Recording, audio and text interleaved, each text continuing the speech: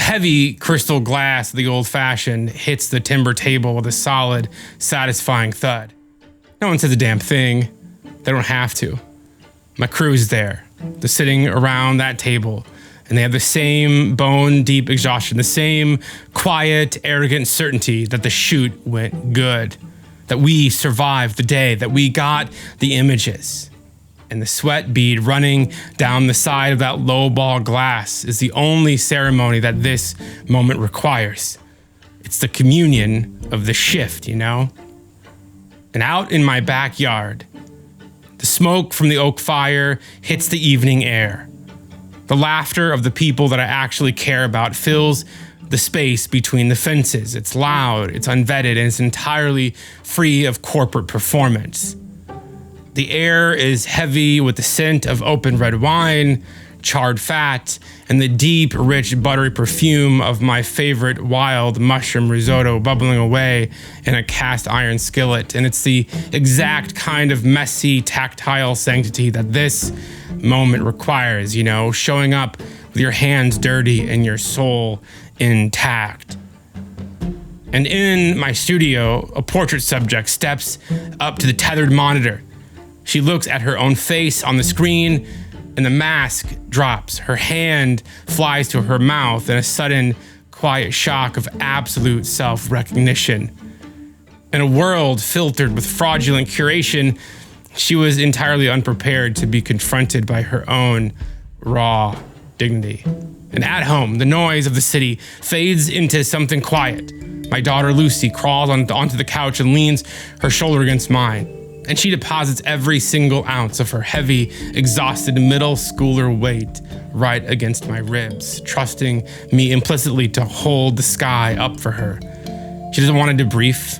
She doesn't want to explain her day. She just needs a physical place to put her weariness. And then, 48 hours ago, I sat in the dark at my desk, headphones on, and systematically butchered my own life's work. I unpublished most of my website. I took a digital scalpel to my homepage, slicing away anything extra, narrowing it down to the sterile but clean, minimalist broth that the machine might find digestible. I deleted landing pages I'd spent Thursdays carefully building with my own hands, demolishing them like a cheap contractor gutting a seemingly perfectly functional kitchen down to the rotten studs. The night before that surrender, I spent 3 straight hours watching a Google Keynotes, then interrogating the AI chatbot. I was a man with years on the line, asking line of code how to restructure my history to a faceless search algorithm that would allow me to keep running my business. It felt like begging a bureaucrat for a permit to breathe. And this episode lives in the dark, uncomfortable chasm between those two realities. It's about what you give up to the market and what you guard with your life. And it's about why most of us right now are white-knuckling the absolute wrong one. The creative industry is currently trapped in a hostile negotiation that nobody at the table agreed to. Every platform, every search engine, every piece of technology that used to be a neutral tool has mutated into a protection racket with a list of demands. And somewhere in that frantic scramble to pay the rent and meet those requirements, a lot of us have completely lost track of the line between what we are fighting to save and the corporate infrastructure that was never ours to keep in the first place. And if you have spent the last 3 years tearing down your business and rebuilding it from scratch, every time some tech executive tweaks the code, this episode is for you.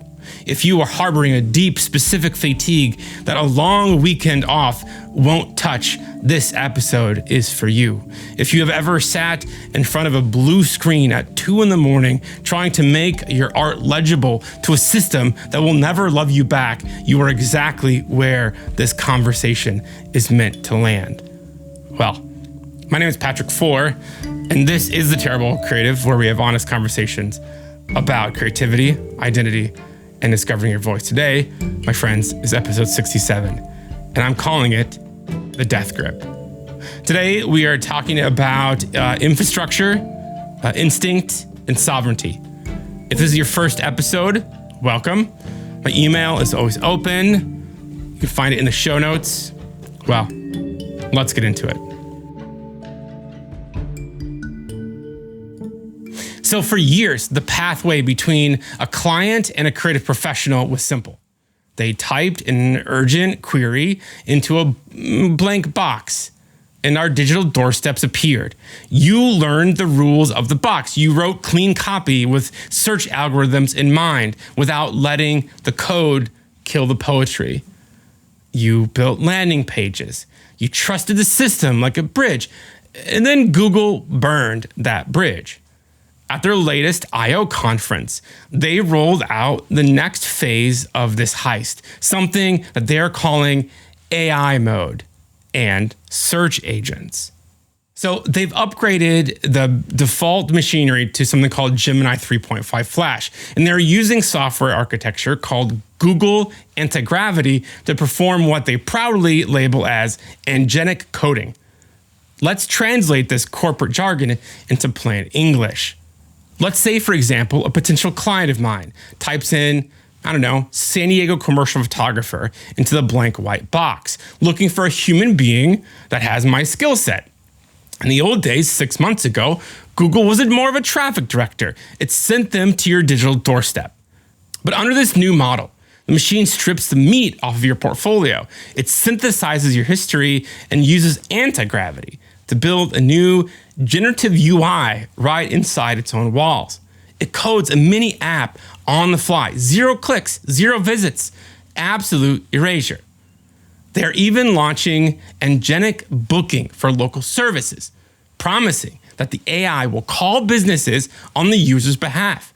They are building a walled garden around their own casino, ensuring the client never has a single reason to leave the property. The text, the images, the decades of specialized sweat that you poured into making your business discoverable, it's no longer content.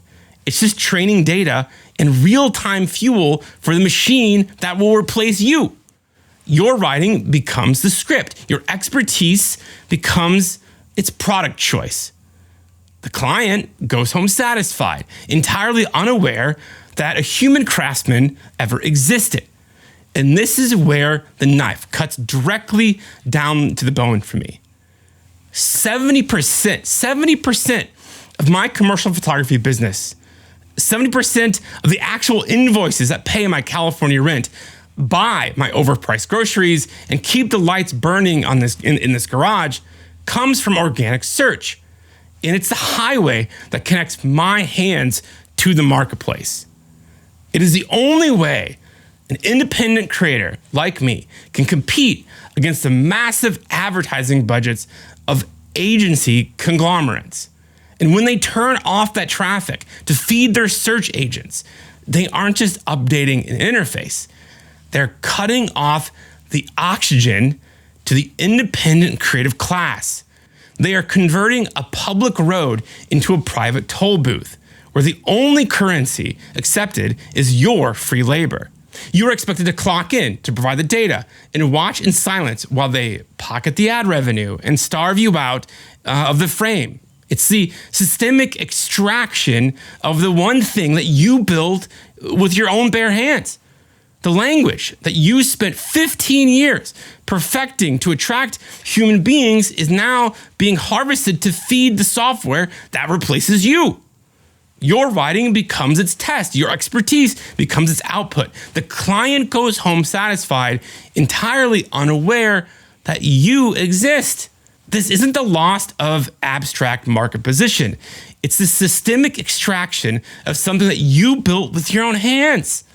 Browser tabs stacked up, chat window open, and me, a photographer with years of experience and real clients on my resume, asking a language model whether my homepage had enough header tags to survive this next Google update. And so I unpublished pages, I cut copy, I removed things I built carefully because they no longer served Google's preferences. And they took apart something I had been proud of. And I rebuilt it in someone else's specs. Past midnight, I sat back and I looked at the screen and asked a question I didn't have a good answer to. How many times am I gonna have to do this? Because this wasn't new. It was the latest in a long sequence.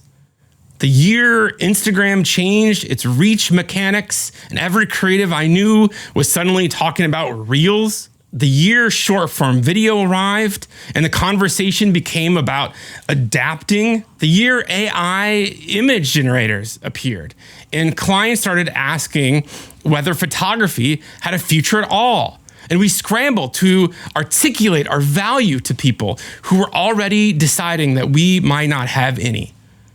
And each wave arrives.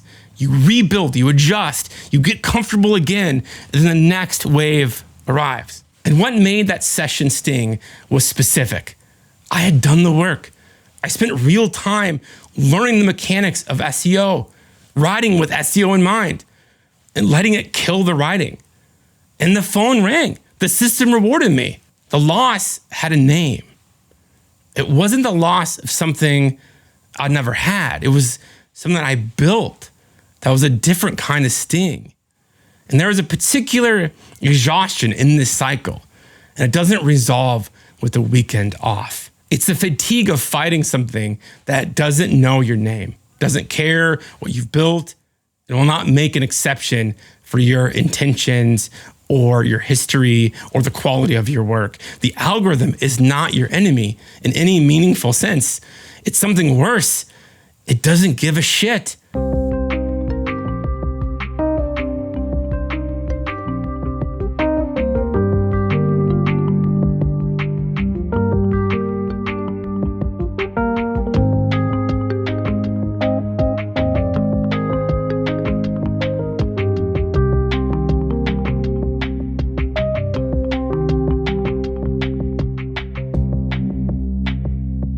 Chef and writer Anthony Bourdain said, skills can be taught.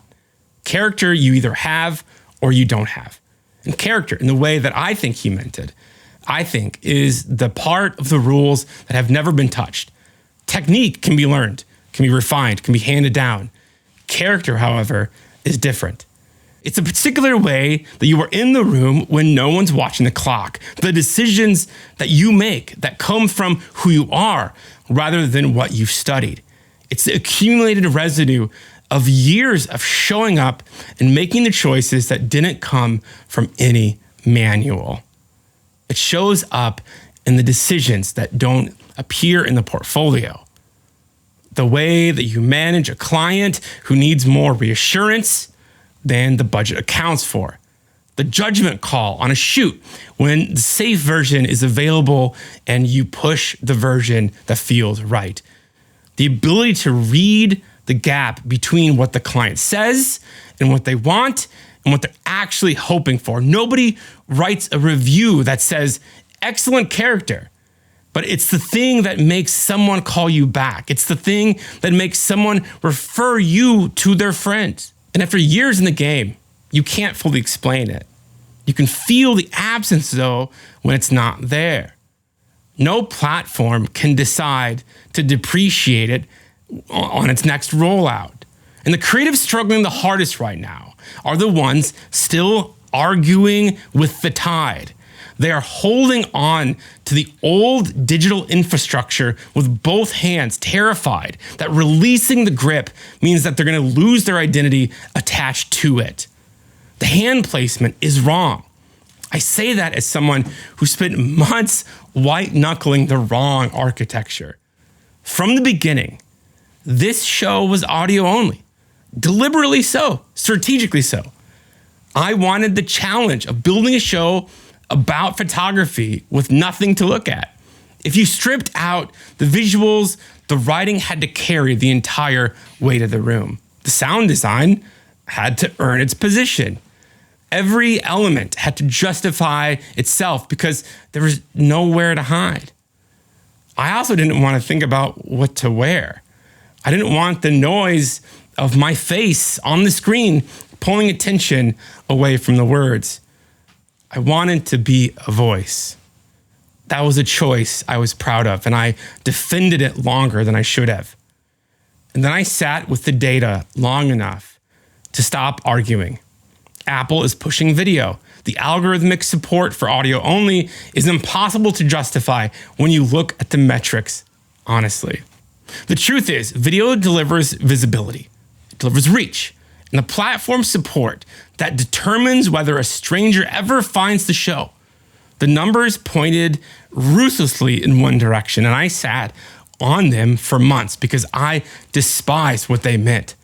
The platform pushed me towards the exact thing I did not want to do, and eventually I went. The show is now a video. You're probably watching it right now, and it did not feel like a strategic decision. It felt like an enterprise with infinitely more resources than I will ever possess, made a product choice for me. And that choice filtered down through layers of infrastructure until it landed on a man in a garage in San Diego being told that if he wanted to grow, he needed to point a lens at his face. Fine. The sound design stays, the music stays. The way the show is built around what you hear rather than what you see, that core remains. The writing stays. The pacing stays. And if I reference an image, now I can drop it on your screen. That's an actual advantage. I loosened my grip on the format so I could hold the thing inside the format. The container changed. What lives in the container didn't. So when I was circling the same question through all of this, it had nothing to do with who won the argument. But what is actually mine here, you know? Photographer Dorothy Lang once wrote that a camera is actually an instrument that teaches people how to see without a camera. And the value resides entirely in that seeing. The seeing was never part of the infrastructure. So a few weeks ago, I photographed an author, and she walked into the studio, and her entire body language signaled to me that she wanted to be anywhere else on the planet Earth. Shoulders were pinned forward, hands looking for somewhere to hide. And she told me afterwards that she sat in her car for 10 minutes before coming inside, talking herself into walking through the studio door. 10 minutes alone just to make herself cross a threshold. You know, I've photographed a lot of people who arrive at the photo shoot scared. And when you run a commercial studio, it's dangerously easy to let the work slip into sterile routine, you know? And to you, it's just another Wednesday afternoon block on the calendar. A 2:00 appointment with a name, Steve or Sarah or Nicole. Just another box to check before the invoices go out. But for Steve or Sarah or Nicole, that afternoon is a high-stakes vulnerability test. They're stepping into a massive industrial room filled with heavy strobe lights, towering psych walls, cameras with tether cables attached to a cold computer monitor. And what we have done as photographers 1,000 times with our eyes closed feels to them like stepping into a hostile planet. Bridging that distance requires something far deeper than technical ability. It demands that you invite the stranger into a space that feels like home to you, but looks like a cage to them. And that requires a specific, unpromptable human skill. What it takes to lower the temperature in that room doesn't live in a software manual. You read the room before you touch a dial. You read the set of the jaw, the posture, where the human being puts their hands when they don't know what to do with them. You find the precise thread of conversation that opens an identity rather than closes it. You place a joke at the exact millisecond it will land, not the moment before. And you make space, gradually, until they forget, for long stretches, that the glass is pointing at them. And so, with my scared author, by the end of the hour, she was laughing at something I said without catching herself. And she looked at those raw images on the tethered screen, and she said quietly, "Is this actually me?" Her hand went to her mouth. The surprise was entirely real. No prompt produced that moment. No SEO strategy, no homepage restructure, no amount of header tags could create the conditions for a stranger to trust me inside an hour. That was empathy with a tool in its hands. Lighting you can learn from a tutorial. What happened in that room, however, came from years of being in those spaces with people who had every reason to distrust the camera or me, and choosing to earn their protection anyway. That is the 10%. The obsession with light that fires before I've made a conscious decision.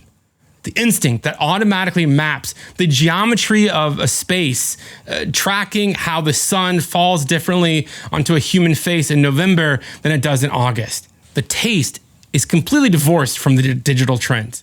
It belongs entirely to a history. And I've been building that history since before I knew I was building it. These coordinates do not live in an audit. They don't appear in a metric. The algorithm has never seen them and would not know what to do with them if it did. They're mine. The 90% of this industry belongs to rules that change on a whim of an executive board.